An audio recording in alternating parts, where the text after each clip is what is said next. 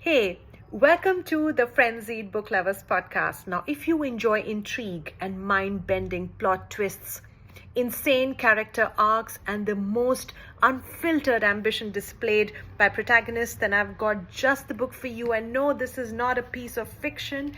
This is Neerja Chowdhury's How Prime Ministers Decide. Neerja Chowdhury is a veteran journalist. She's been working for over 40 years. And in this book, she chronicles key decisions taken by 6 of India's prime ministers: Indira Gandhi, Rajiv Gandhi, P.V. Narasimha Rao, V.P. Singh, Atal Bihari Vajpayee, and Dr. Manmohan Singh. Now, she chose not to write about the current prime minister because she felt that she didn't have the benefit of hindsight to review some of their decisions. The reason why this book is so riveting, and I call it a political thriller, is because Neerja actually transports the reader into where the action is. She takes you through these corridors of power, and she manages to do so because much of the research for this book is based on interviews with these prime ministers, but also with their key aides, their bureaucrats, their confidants, and even their fixers. So don't be deceived by the simple title of this book. Go on and read ahead. I have chosen to sort of go through the anecdotes of 3 of these 6 prime ministers, and I'll tell you why I like them the most. Now, the story begins on a very somber note.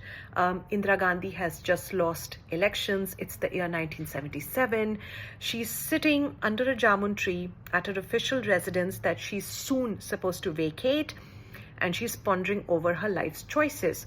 She's considering retirement. She's thinking she'll go over to the hills and spend the rest of her days there. At this sort of crucial juncture, there are 2 people sitting there with her who are from the Mohan Meekan family, whom you will recognize as the makers of India's most beloved dark rum, Old Monk.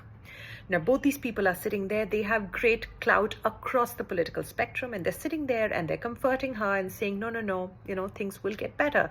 And sure enough, they do. Within 33 months, Indira is back in power, and how? Along with her son, Sanjay Gandhi.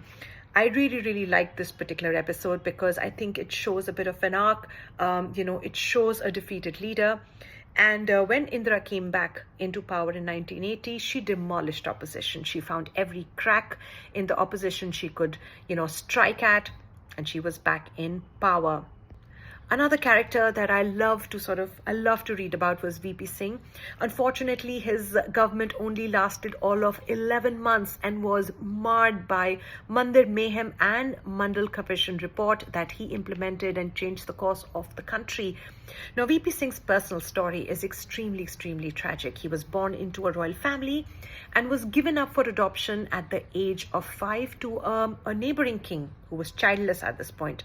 He was asked not to keep in touch with his natal family, so it was a very lonely childhood, surrounded by a retinue of people who looked after him. As luck would have it, V.P. Singh was moved back to Allahabad and was put into a school there, where one day when he was playing, an older boy came up to him and said that, hey, listen, I've got a secret to tell you and you can't tell anybody.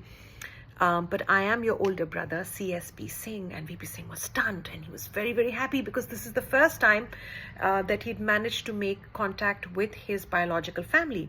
CSP Singh was lovely, to V.P. Singh, and he even offered to do his homework. He bought him an ice cream, the taste of which V.P. Singh could recall years later. So this was a very sort of heartwarming story that I read that I wanted to share with you. The next prime minister that I would like to talk about is Atal Bihari Vajpayee. Now, Atal Bihari Vajpayee witnessed a character arc like no other. In the 1940s, he was a socialist, he was a communist, and he was deeply pained by the devastation that was caused in Hiroshima by the atomic bomb. And he even wrote a poem about it called Hiroshima Ki Pira, or the Agony of Hiroshima, which was ironic because he was the one who finally gave the nod for India to test its nuclear prowess. Now, one of the things that I like about Atal Bihari Vajpayee is that he was a bit of an anomaly within his own party, and he wanted to carve out a niche for himself.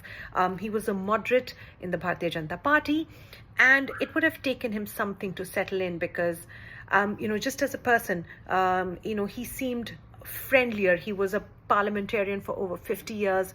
He loved his jalebis, he loved his kebabs, he loved that drink at night. And one of the things that was very, very close to his heart was to solve the Kashmir issue. And he understood that he could only do that via dialogue with Pakistan, which he did attempt a couple of times. Now, I will wrap this podcast by saying that How Prime Ministers Decide is not only a riveting read, but it's a must read for budding journalists. It gives you a little glimpse into India's political history, a very recent political history.